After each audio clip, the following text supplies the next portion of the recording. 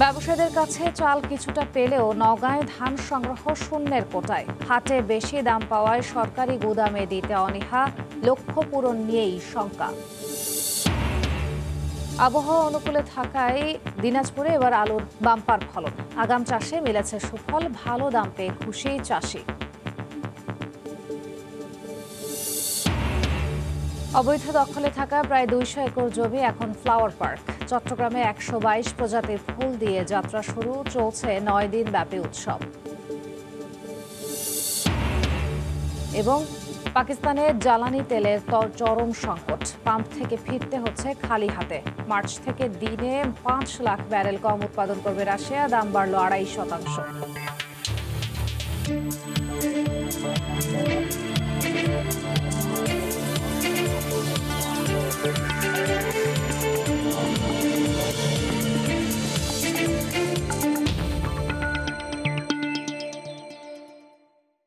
দেখছিলেন শিরোনাম। আমন্ত্রণ জানাচ্ছি দেশ ও দেশের বাইরের অর্থ বাণিজ্যের নানা খবর নিয়ে আমাদের নিয়মিত আয়োজন এই সময়ের বাণিজ্যে।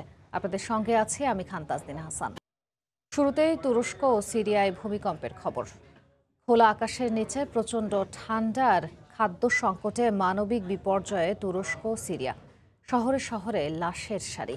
ভূমিকম্পে প্রাণহানি ছাড়িয়েছে 23,000। নিখোঁজ রয়েছেন বহু মানুষ। সময় যত যাচ্ছে ফুরিয়ে আসছে জীবিত উদ্ধারের আশা। তুরস্ক থেকে বিস্তারিত জানিয়েছেন শোয়েব কবির।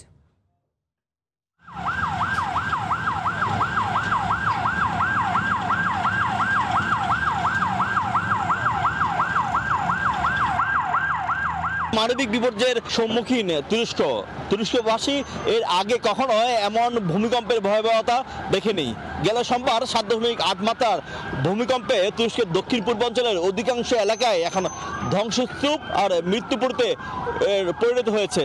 আর ক্ষণে ক্ষণে এইভাবে অ্যাম্বুলেন্স আসছে, যেখানে হয়তো অসংখ্য রোগী এবং যারা জীবিত উদ্ধার করছে তাদেরকে হয়তো নিয়ে যাওয়া হচ্ছে হাসপাতালে। এমন মানবিক বিপর্যয়ের সংকটে কিন্তু তুরস্কের দক্ষিণ পূর্বাঞ্চলে ইতিমধ্যেই প্রায় 70,000-এরও অধিক মানুষ ক্ষতিগ্রস্ত হয়েছে এবং 10টি জেলাকে 3 মাসের জরুরি অবস্থায় ঘোষণা করেছে।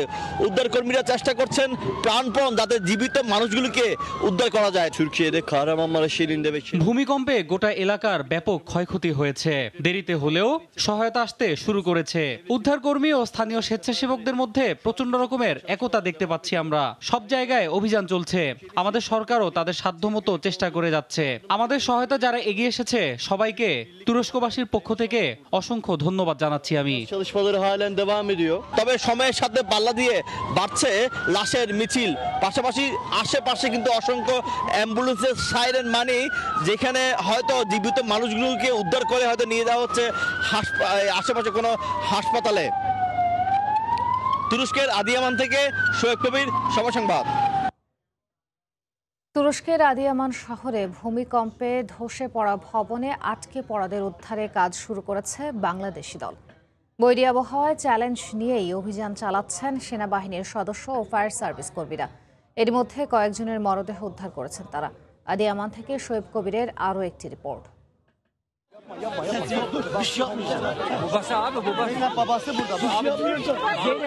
তুরস্ক সিরিয়ায় গেল সোমবারের ভয়াবহ ভূমিকম্পে ধ্বংসস্তূপে উদ্ধার কাজ ব্যাহত হচ্ছে। এখন পর্যন্ত অনেকে জীবিত বের করে আনা গেলেও সময় বাড়ার সঙ্গে সঙ্গে তা ক্ষীণ হয়ে আসছে। বৈরী আবহাওয়া আর খাবার বা পানি ছাড়া ধ্বংসস্তূপে এতক্ষণ টিকে থাকা প্রায় অসম্ভব। তবে আশার খবর হচ্ছে এখনো প্রাণের সন্ধান মিলছে। ধ্বংসযজ্ঞ থেকে এভাবে জীবিত মানুষের সন্ধানে প্রাণপণ চেষ্টা করে যাচ্ছে বাংলাদেশের উদ্ধারকর্মীরা। ফায়ার সার্ভিস ও সেনাবাহিনীর সমন্বয়ে 46 সদস্যের এই দল বর্তমানে ক্যাম্প করে উদ্ধার কাজে সক্রিয় ভূমিকা পালন করে যাচ্ছেন আদিয়ামান শহরে। বাংলাদেশে রানা প্লাজা যেভাবে কাজ করেছি, আমাদের সিচুয়েশনটা ঠিক একই রকম। 10তলা 12তলা ভবন একাকার হয়ে গেছে, চ্যাপ্টার হয়ে গেছে। সেখানে আমরা ওখানে লাইভ ভিকটিম এবং ডেড ভিকটিমের অনুসন্ধান কাজ করছি এবং এই পর্যন্ত আমরা কয়েকটি লাশ উদ্ধার করতে সক্ষম হয়েছি। এখানে কাজ করতে এসেই সকালবেলায় একজনকে জীবিত উদ্ধার করা হয়েছে। অবশ্যই এখানকার লোকাল যারা আছে তাদের সাথে সমন্বয়। বাংলাদেশি উদ্ধারকর্মীদের দক্ষতা ও সংকটকালীন বাংলাদেশের এই সহযোগিতা ইতিমধ্যেই প্রশংসিত হচ্ছে। আমি বাংলাদেশের মানুষকে অনেক পছন্দ করি। তারা আমাদের বন্ধু। এই দুর্যোগের সময়ে তারা আমাদের পাশে দাঁড়ানোয় আমি তাদের ধন্যবাদ জানাই। Allah protect them. তুরস্কের আদিয়ামান শহরে ধ্বংসযজ্ঞের মাঝে উদ্ধার কাজ চালিয়ে যাচ্ছে বাংলাদেশের সেনাবাহিনী এবং ফায়ার ব্রিগেডের সমন্বিত দলটি। তারা এখনো আশা করছেন এই ধ্বংসযজ্ঞের মাঝ থেকে জীবিত কিংবা মৃত হলো লাশগুলো তারা উদ্ধার করবেন। শোয়েব কবির, সময় সংবাদ, আদিয়ামান, তুরস্ক। অন্য প্রসঙ্গ, দালাল চক্রের আখড়ায় পরিণত হয়েছে চট্টগ্রাম মেডিকেলের ৩৩ নম্বর সহ বিভিন্ন ওয়ার্ড। চিকিৎসকের কক্ষ থেকে বের হলেই প্রেসক্রিপশন নিয়ে শুরু হয় কাড়াকাড়ি। দালালের পছন্দের ফার্মেসি থেকে ২ থেকে ৩ গুণ বেশি দামে ওষুধ কিনতে বাধ্য করা হয় রোগীদের। নতুন রোগী ভর্তি হতে অন্তত ৫টি জায়গায় দিতে হয় টাকা। নূরজামাল আতিকের ক্যামেরায় শফিকুল আলমের রিপোর্ট।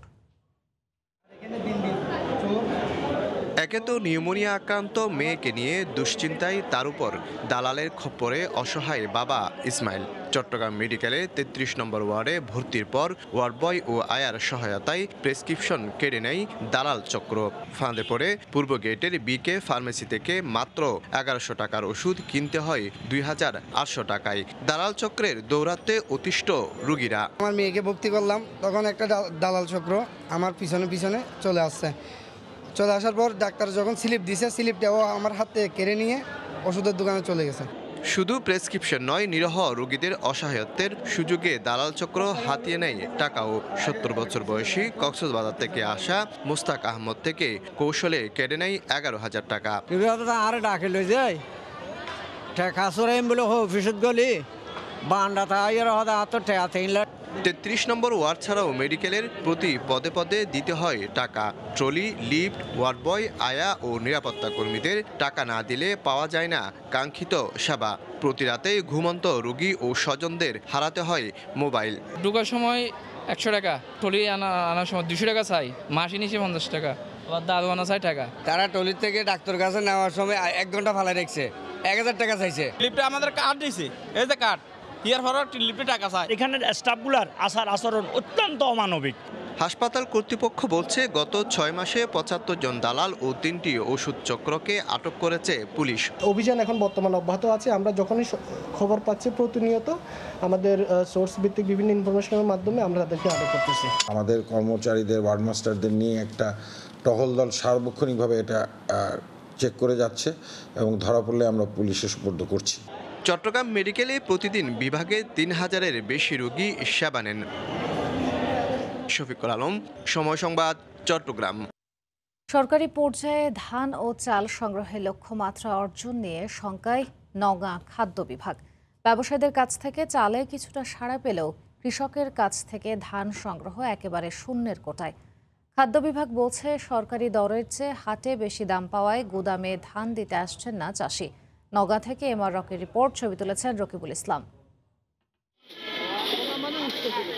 চলতি মৌসুমে কৃষকের কাছ থেকে ২৮ টাকা কেজিতে ধান আর ব্যবসায়ীর কাছ থেকে ৪২ টাকা কেজিতে চাল কেনার ঘোষণা দেয় সরকার। তবে মৌসুমের শুরু থেকেই নওগাঁর হাটগুলোতে মোটা ধানের দর সরকার বেঁধে দেওয়া দরের চেয়ে ৫ থেকে ৬ টাকা বেশিতে বেচা কেনা হচ্ছে। ফলে সরকারের ঘরে ধান দিতে আগ্রহী নন কৃষক। ধান করতে আমাকে আরো খরচ বেশি পড়ে যাচ্ছে, ওই জন্য আমরা সরকার কোনো ধান দেই না। আমরা ন্যায্য দাম পাচ্ছি না, এই জন্য সরকারকে আমরা ধান দিচ্ছি না কর, এই জন্য আমরা নিজে নিজেই যা হাটে বিক্রি করতেছি। টাকা সময় মতো পাওয়া যায় না, অনেক সমস্যা হয়, এর পাশে ঘোরো ওর পাশে ঘোরো, মেলা ঘোরা লাগে। আর ব্যবসায়ীরা বলছেন, সরকারের বেঁধে দেওয়া দরে চাল দিতে গিয়ে লোকসান যাচ্ছে তাদের। ৪২ টাকা নির্ধারণ করেছেন, কিন্তু চালের পড়তা আমাদের মোটামুটি প্রায় ৪৩-৪৪ টাকা পড়তা পড়তেছে। এতে করে আমাদের কেজিতে ২ থেকে ২.৫ টাকা কেজিতে লোকসান গুনতে হচ্ছে। আগে আমাদের ১ টাকা ২ টাকা কেজিতে লস হতো, কিন্তু এখন গ্যাপটা ৫ টাকা এবং এটা দিন যাবে আর বাড়তেও পারে, কমতেও পারে।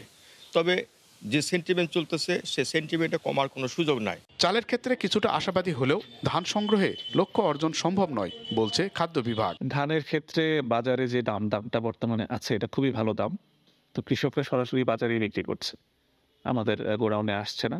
গেল আমন মৌসুমে জেলায় ৯.৫ লাখ মেট্রিক টন ধান কৃষকের ঘরে ওঠে। চলতি মৌসুমে জেলায় ব্যবসায়ীর কাছ থেকে ২২,০০০ মেট্রিক টনের বিপরীতে ১৭,০০০ মেট্রিক টন চাল সংগ্রহ হয়েছে। তবে ১১,০০০ মেট্রিক টন ধানের বিপরীতে কৃষকের কোনো সাড়া পায়নি খাদ্য বিভাগ। এমআর রকি, সময় সংবাদ, নওগাঁ। আবহাওয়া অনুকূলে থাকায় দিনাজপুরে এবার আলুর বাম্পার ফলন হয়েছে। ভালো দাম পেয়ে খুশি চাষি।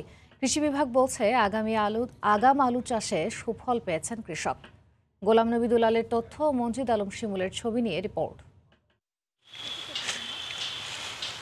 আলু উত্তোলনের ধুম পড়েছে দিনাজপুরের মাঠে মাঠে। অনুকূল আবহাওয়ায় এবার জেলায় আলুর বাম্পার ফলন হয়েছে। সবচেয়ে বেশি আবাদ হয়েছে সদর, বিরল, ঘোড়াঘাট, বীরগঞ্জ, চিরির বন্দর, বোচাগঞ্জ ও খানসামা উপজেলায়। মৌসুমের শুরুতে দাম কিছুটা কম থাকলেও বর্তমানে ভালো দাম পেয়ে খুশি চাষিরা। প্রতি বিঘা জমিতে আলু চাষে এবার খরচ হয়েছে ৩৫ থেকে ৩৮ হাজার টাকা। আর বর্তমানে পাইকারি বাজারে আলু বিক্রি হচ্ছে ২০ টাকা কেজি দরে। এতে গতবারের লোকসান পুষিয়ে নেওয়ার আশাবাদ কৃষকদের। আগামীটা তো এমনিতে লোকসানে গেছি, 11 টাকা 10 টাকা 18 টাকা 8 টাকা 10 টাকা বেচছে, ওটাও তো লোকসান হয়েছেই। আবার এটা হলো যদি লোকসান হয় কৃষক মারা যাবে। দাম পাচ্ছি 20 টাকা 22 টাকা। এই দামে থাকলে মোটামুটি কৃষক ভালো থাকবে। চল্লিশটা মোটামুটি ভালো বাজার আছে, 25 টাকা কেজি পাওয়া যাচ্ছে ওইটা। আর স্টারির পাচ্ছি 18 টাকা 20 টাকা। আবার ডায়মন্ডটা পাচ্ছি 16 টাকা 17 টাকা। বিঘা প্রতি 30 থেকে 35 হাজার টাকা খরচ হচ্ছে। এই দাম থাকলে আমাদের লাভ হবে, লস হবে না। ভালো ফলন পেতে সব রকম সহযোগিতা দেয়া হয়েছে বলে জানায় কৃষি বিভাগ। এবার আবহাওয়াটা ভালো ছিল, বৃষ্টিপাত হয়নি, যে কারণে যে যেখানেই বপন করেছে আলুর আবাদটা খুব ভালোই হয়েছে। রোগবালাইও তেমন ছিল না, কৃষকরা বেশ খুশি। এবছর জেলায় 40,390 হেক্টর জমিতে আলুর চাষ হয়েছে। আর উৎপাদন লক্ষ্যমাত্রা ধরা হয়েছে 1,05,175 মেট্রিক টন। সময় সংবাদ, দিনাজপুর। নাগরিক জীবনে নির্মল আনন্দ দিতে চট্টগ্রামে 122 প্রজাতির ফুল দিয়ে যাত্রা শুরু করল ডিসি ফ্লাওয়ার পার্ক। 10 বছরের বেশি সময় অবৈধ দখলে থাকা প্রায় 200 একর খাস জমিকে পর্যটন স্পট হিসেবে গড়ে তুলতে চায় জেলা প্রশাসন। তার প্রথম ধাপ হিসেবে শুরু হয়েছে 9 দিনব্যাপী ফ্লাওয়ার ফেস্টিভ্যাল। অনেক বিশ্বাসের ক্যামেরায় বিস্তারিত জানাচ্ছেন ফেরদৌস লিপি।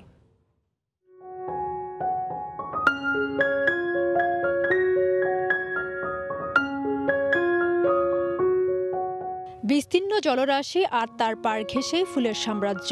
শীতপ্রধান দেশের রানী টিউলিপ থেকে শুরু করে দেশীয় গাঁদা, লাল, নীল, হলুদ বর্ণের ডালিয়া ছাড়াও আছে নানা বর্ণের মেরিগোল্ড, চন্দ্রমল্লিকার মতো রংবেরঙের ফুল। এমন দৃষ্টিনন্দন দৃশ্য দেখা মিলবে চট্টগ্রামের ফৌজদারহাট থেকে বন্দরের সংযোগ সড়ক মেরিন ড্রাইভের এক অংশে।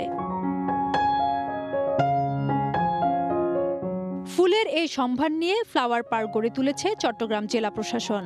ব্যস্ত নাগরিক জীবনে একটু প্রশান্তি ও স্বস্তির খোঁজে অনেকেই ছুটে আসছেন এখানে। চোখ জুড়ানো বর্ণিল এই ফুলের সমারোহ দেখে উচ্ছ্বসিত পর্যটকরা। সুন্দর সুন্দর ফুল দেখছি, অনেকগুলো ফুল একসাথে দেখে খুবই ভালো লাগছে। অনেক ফুল হয়তো ছবিতে দেখেছে, বাট বাস্তবে দেখেনি। বাস্তবে দেখতে পারবে, টাচ করতে পারবে। এটা হওয়াতে বাচ্চারা একটু ফুলগুলো চেনার সুযোগ পাচ্ছে। শুধু ফুলের সৌন্দর্য নয়, বিনোদন ও অবসর সময় কাটানোর জন্য এখানকার 2 জলাশয়ের মাঝখানে নির্মাণ করা হবে ওয়ার্কওয়ে কটেজ। থাকবে লাইটিং এর ব্যবস্থাও। দিঘিগুলোতে আমাদের কায়াকিং এর ব্যবস্থা থাকবে, আমাদের নৌকা বাইচ হবে। আমরা এখানে বড়শি দিয়ে মাছ ধরার ব্যবস্থা রাখার চেষ্টা করছি। পুরো এলাকাকে পর্যটন স্পট হিসাবে গড়ে তুলতে মাস্টার প্ল্যানের কথা জানান জেলা প্রশাসক। জনসাধারণের অ্যামিউজমেন্টের জন্য আমরা ভালো ব্যবস্থা করতে চাই। এখানে একটি ফ্লাওয়ার পার্ক সহ অন্যান্য যে অ্যামিনিটিসগুলো আছে সেগুলো আমরা এখানে রাখতে চাই। ফৌজদারহাটের 194 একরের এই জায়গা 10 বছরের বেশি সময় ধরে অবৈধভাবে দখল করেছিল একটি চক্র। গত মাসে তা উচ্ছেদ করে ফুলের পার্ক গড়ে তোলার পরিকল্পনা নেয় চট্টগ্রাম জেলা প্রশাসন। ফেরদৌস লিপি, সময় সংবাদ, চট্টগ্রাম। খাগড়াছড়িতে গ্রিস স্থাপত্যের আদলে তৈরি করা হয়েছে দেশের প্রথম অ্যাম্পি থিয়েটার। জেলার প্রধান পর্যটন কেন্দ্র আলুটিলায় নির্মিত নান্দনিক অ্যাম্পি থিয়েটারে ক্ষুদ্র নৃগোষ্ঠীর শিল্পীরা তাদের সংস্কৃতি তুলে ধরেন। এতে মুগ্ধ পর্যটক। এর মাধ্যমে পর্যটন খাত আরও বিকশিত হবে বলে মনে করছেন সংশ্লিষ্টরা। জিতেন বড়ুয়ার তথ্য, ছোটন বিশ্বাসের ছবি নিয়ে রিপোর্ট। সমুদ্র পৃষ্ঠ থেকে 600 ফুট উঁচুতে খাগড়াছড়ির প্রধান পর্যটন কেন্দ্র আলুটিলা। এখানেই নবনির্মিত দেশের প্রথম অ্যাম্পি থিয়েটারে সাংস্কৃতিক অনুষ্ঠান পরিবেশন করছেন ক্ষুদ্র নৃগোষ্ঠীর শিল্পীরা। গত বছরের জুলাইয়ে 1,10,00,000 টাকা ব্যয়ে জেলা প্রশাসন এর নির্মাণ কাজ শুরু করে। গত 22 জানুয়ারি পর্যটকদের বিনোদনের জন্য খুলে দেয়া হয় এমফি থিয়েটারটি। খাগড়াছড়িতে বেড়াতে আসা পর্যটকরা জানান এ ধরনের উদ্যোগ ও সাংস্কৃতিক পরিবেশনা দেখে মুগ্ধ তারা। এর মাধ্যমে আমরা ক্ষুদ্র নৃগোষ্ঠীর সংস্কৃতি সম্পর্কে আমরা জানবো। এখানকার সংস্কৃতিকে যে তুলে ধরেছে এই জন্য অবশ্যই আমি ক্ষুদ্র নৃগোষ্ঠী এবং জেলা প্রশাসনকে অনেক সাধুবাদ জানাই। এই এমফি থিয়েটারের আয়োজন দেখে পাহাড়ের সংস্কৃতি সম্পর্কে পুরো দেশের মানুষ জানতে পারবে বলে মনে করেন ক্ষুদ্র নৃগোষ্ঠীর সাংস্কৃতিক ইনস্টিটিউটের পরিচালক। পর্যটন শিল্প বিকাশে এখানকার সংস্কৃতির যে একটি অবদান রয়েছে এবং আমরা সেই অবদানের জন্য আমরা পৃষ্ঠপোষকতা দিয়ে যাচ্ছি। জেলা প্রশাসক জানান পাহাড়ের ক্ষুদ্র নৃগোষ্ঠীর বৈচিত্র্যময় সংস্কৃতির সঙ্গে পর্যটকদের পরিচয় করিয়ে দিতে এই এমফি থিয়েটার নির্মাণের উদ্যোগ নেওয়া হয়। পর্যটক নিরাপত্তা এবং তাদের স্বাচ্ছন্দ্য আমরা ব্যাপক কিছু পরিকল্পনা গ্রহণ করেছি, যেমন আলুটলা ইতিমধ্যে এমপি থিয়েটার প্রতিষ্ঠা করা হয়েছে। প্রতি সপ্তাহের শুক্র ও শনিবার পর্যটকদের জন্য পাহাড়ের ঐতিহ্যবাহী নৃত্য ও লোকনাট্য পরিবেশন করেন ক্ষুদ্র নৃগোষ্ঠীর শিল্পীরা। আর এই এমফি থিয়েটারে একই সঙ্গে 1000-এর বেশি দর্শক সাংস্কৃতিক পরিবেশনা উপভোগ করতে পারেন। সময় সংবাদ, খাগড়াছড়ি। দেখছেন এ সময়ের বাণিজ্য। অমর একুশে বইমেলার শিশু প্রহরে সকাল থেকে আসতে শুরু করেছে শিশু কিশোররা। অভিভাবকদের সঙ্গে নিয়ে ঘুরছে স্টলে স্টলে। আছে সিসিমপুরের আয়োজন। সেখানে আছেন রিপোর্টার ফারজানা আক্তার। সরাসরি চলে যাচ্ছি তার কাছে। কোথাও আমার হারিয়ে যাওয়ার নেই মানা, ঠিক তাই আমরা সকাল থেকে দেখছি যে আজ বইমেলা প্রাঙ্গণে শিশুদের পদচারণায় মুখর হয়ে উঠেছে জায়গাটি এবং তারা সকাল থেকে অধীর আগ্রহে অপেক্ষা করছে শিশু প্রহরের যে মূল আয়োজন সিসিমপুর সেটির জন্য। এবং আপনারা যেটি দেখছেন যে শিশুরা এখানে অধীর আগ্রহে অপেক্ষা করছে। কিছুক্ষণের মধ্যেই সিসিমপুরের যে মূল আকর্ষণ ইকরি হালুম টুকটুকি তাদের আয়োজনটি শুরু হতে যাচ্ছে এবং আজ চতুর্থ শিশু প্রহর এবং সকাল থেকেই তারা তাদের বাবা মায়ের সাথে বইমেলা প্রাঙ্গণে এসে ভিড় জমিয়েছেন। এবং অভিভাবকরা যেটি বলছেন যে ঢাকায় আসলে খোলা মাঠ কম থাকায় তাদের শিশুরা কিন্তু এরকম উন্মুক্ত পরিবেশে আনন্দ করার সুযোগ খুব কমই পেয়ে থাকে। সে কারণে কিন্তু আজ যেহেতু শনিবার সরকারি ছুটির দিন, বাবা মারা সেই ছুটির দিনকে আসলে তাদের শিশুদের নিয়ে এই বইমেলায় চলে এসেছেন তাদের জন্য কিছুটা সময় তাদের সাথে আনন্দ উপভোগ করার জন্য। এবং আমরা যেটি দেখেছি যে শুধু ঢাকায় না, ঢাকার বাইরে থেকেও কিন্তু অনেক শিশুরা তাদের অভিভাবকের সাথে চলে এসেছে তাদের জন্য যে সিসিমপুরের আয়োজনটি আছে সেটি উপভোগ করতে।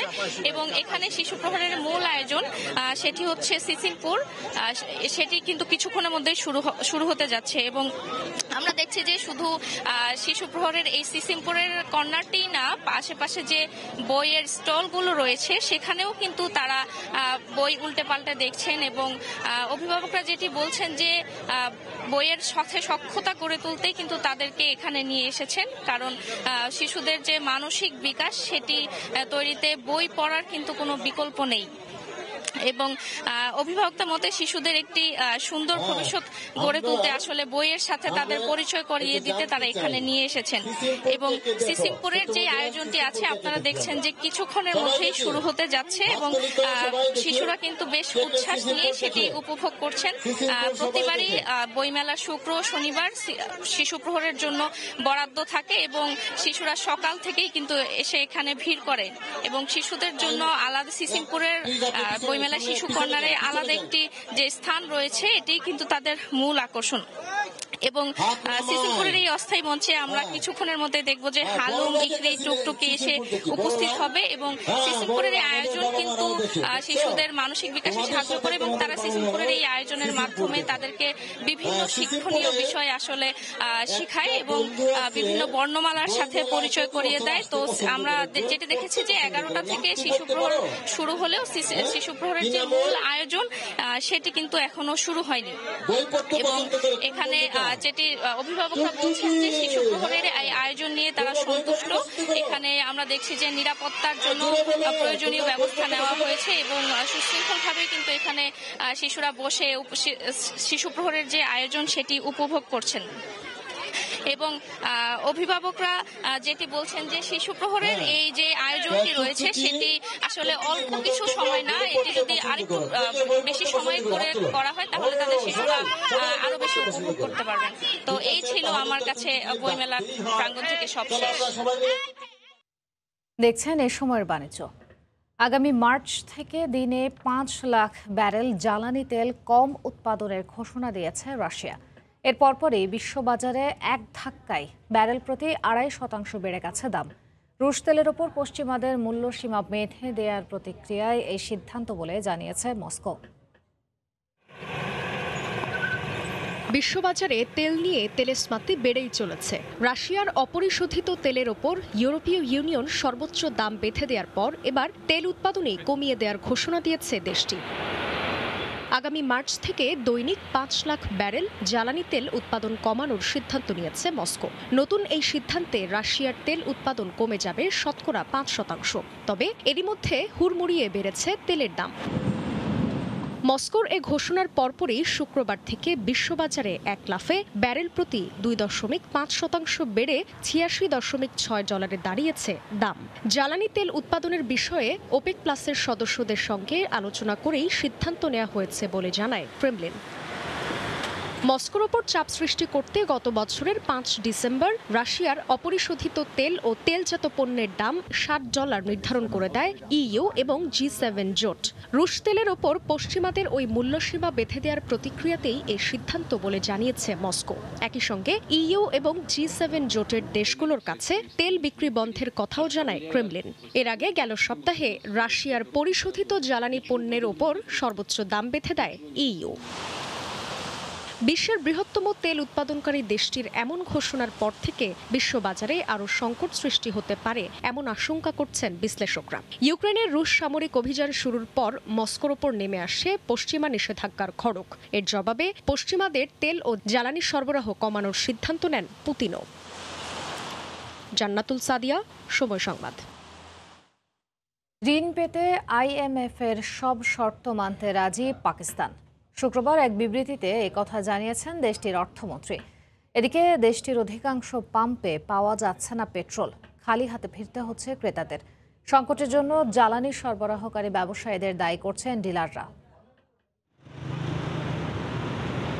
দিন দিন আরো ভয়াবহ হয়ে উঠছে পাকিস্তানের অর্থনৈতিক পরিস্থিতি। বৈদেশিক মুদ্রার রিজার্ভ নেমে এসেছে তলানিতে। দেশটির কেন্দ্রীয় ব্যাংকের বরাতে জানা যায়, বর্তমানে বৈদেশিক মুদ্রার রিজার্ভ $2.9 বিলিয়ন নেমেছে। পরিস্থিতি এতটাই ভয়াবহ যে অর্থের অভাবে নিত্যপণ্য আমদানি করতে পারছে না শাহবাজ সরকার। সংকট সমাধানে IMF এর দ্বারস্থ হয়েছে দেশটি। তবে শর্তের বেড়াজালে টানা 10 দিন সংস্থাটির প্রতিনিধি দল আলোচনার জন্য পাকিস্তান সফর করলেও চুক্তিতে পৌঁছানো সম্ভব হয়নি। ঋণ নিয়ে কোনো চূড়ান্ত চুক্তিতে না পৌঁছেই শুক্রবার পাকিস্তান ছাড়ে সংস্থাটির প্রতিনিধি দল। এই ঘটনার পর এবার IMF এর কাছ থেকে $1.1 বিলিয়ন ঋণ পাওয়ার শর্ত মানতে রাজি বলে জানিয়েছেন দেশটির অর্থমন্ত্রী ইসাকদার। IMF এর প্রতিনিধি দল দেশ ত্যাগের কয়েক ঘন্টা পরই এক বিবৃতিতে এই কথা জানান তিনি। এদিকে পাকিস্তানে আর 20 দিন চলার মতো জ্বালানি মজুদ আছে বলে সতর্ক করেছে দেশটির জ্বালানি মন্ত্রী। বৃহস্পতিবার এক বিবৃতিতে এই কথা জানানোর পর থেকেই পাম্পগুলোতে দেখা দেয় সংকট। শুক্রবারও পেট্রোল নিতে এসে পাম্প থেকে খালি ফিরে যান বলে অভিযোগ ক্রেতাদের। এরই মধ্যে লাহোরের বেশিরভাগ পাম্প বন্ধ করে দেওয়া হয়েছে। সংকটের জন্য জ্বালানি সরবরাহকারী ব্যবসায়ীদের দায়ী করছেন ডিলাররা। তবে দায় অস্বীকার করে ডিলারদের উপর পাল্টা দায় চাপিয়েছেন ব্যবসায়ীরা। দেখছেন এ সময়ের বাণিজ্য।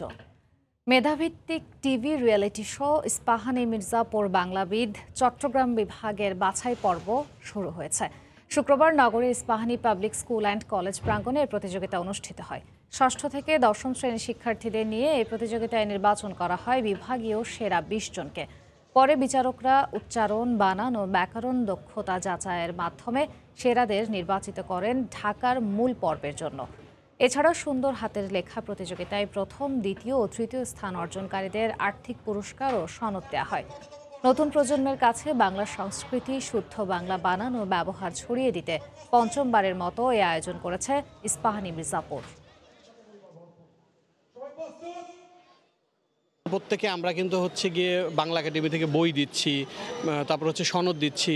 সারা বাংলাদেশে এটা চলছে। অডিশন রাউন্ডের পরে 16টি স্টুডিও রাউন্ড হবে, তারপর মেগা গ্র্যান্ড ফিনালেতে আমরা দেশ সারা বাংলাবিদকে সিলেক্ট করব। ফেনীর পৌর মৎস্য আড়তে সরবরাহ বাড়ায় কমেছে বেশিরভাগ মাছের দাম। প্রতিদিন দামের হেরফেরের কারণে লোকসান গুনতে হচ্ছে বলে দাবি খুচরা বিক্রেতাদের। জুলহাস তালুকদারের ক্যামেরায় আতিয়ার সজলের রিপোর্ট। ভোর থেকেই জমজমাট ফেনী বাজারের পৌর মৎস্য আড়ত। প্রতিদিন দেশের বিভিন্ন অঞ্চল থেকে মাছ আসে এখানে। তবে গত কয়েকদিনের তুলনায় শনিবার বেড়েছে মাছের সরবরাহ। এতে বেশিরভাগ মাছের দাম কমেছে, কিন্তু সংকট থাকায় শিং ও চিংড়ির দাম অনেকটা চড়া। অন্য দিনের তুলনায় আজকে মাছ অনেকটাই সস্তা পাচ্ছি, আর এখানে ফ্রেশ মাছটা পাওয়া যায়। কাতল মাছ বিক্রি করছি 4-5 কেজি আলা 350 টাকা। তারপরে রুই মাছ বিক্রি করছি 2 কেজি 2.5 কেজি 260 টাকা। অন্যদিকে সরবরাহ বাড়ায় সামুদ্রিক বেশিরভাগ মাছের দাম কমলেও বিক্রিতে লোকসান গুনতে হচ্ছে বলে দাবি খুচরা ব্যবসায়ীদের। ইলিশ মাছ নিয়েছি, লস খাইছি, 1000 টাকা লস খাইছি। বাজারে প্রত্যেকদিন 2 টাকা 4 টাকা 5 টাকা বাড়ে কমে এরকম হয়, কিন্তু গ্রামে মাছের রেট কয় না। শিং মাছ আমরা সব হকার শিং মাছ বিক্রি করি, শিং মাছের কেজি প্রতি 100 টাকা বাড়তি। সাশ্রয় ও মান ভালো হওয়ায় জেলা শহর এবং আশপাশের উপজেলা থেকেও ক্রেতারা মাছ কিনতে আসেন এই বাজারে। জেলার সবচেয়ে বড় এই পাইকারি মাছের বাজারে আড়ত সংখ্যা প্রায় 150, যাদের প্রত্যেকটিতে প্রতিদিন গড়ে 4 থেকে 5 লাখ টাকার মাছ বেচা বিক্রি হয়। আতিয়া সজল, সময় সংবাদ, ফেনী। এই পর্যায়ে শীর্ষ সংবাদগুলো জানিয়ে দিচ্ছি আরেকবার। চট্টগ্রাম মেডিকেলে ওয়ার্ডে ওয়ার্ডে দালাল, কেড়ে নেয় প্রেসক্রিপশন, 3 গুণ দামে কিনতে হয় ওষুধ, হাতিয়ে নেয় রোগীর টাকাও। 6 মাসে অভিযানে আটক 75। ব্যবসায়ীদের কাছে চাল কিছুটা পেলেও নওগাঁয় ধান সংগ্রহ শূন্যের কোটায়। হাটে বেশি দাম পাওয়ায় সরকারি গুদামে দিতে অনীহা, লক্ষ্য পূরণ নিয়েই শঙ্কা। এবং পাকিস্তানে জ্বালানি তেলের চরম সংকট, পাম্প থেকে ফিরতে হচ্ছে খালি হাতে। মার্চ থেকে দিনে 5 লাখ ব্যারেল কম উৎপাদন করবে রাশিয়া, দাম বাড়ল 2.5%।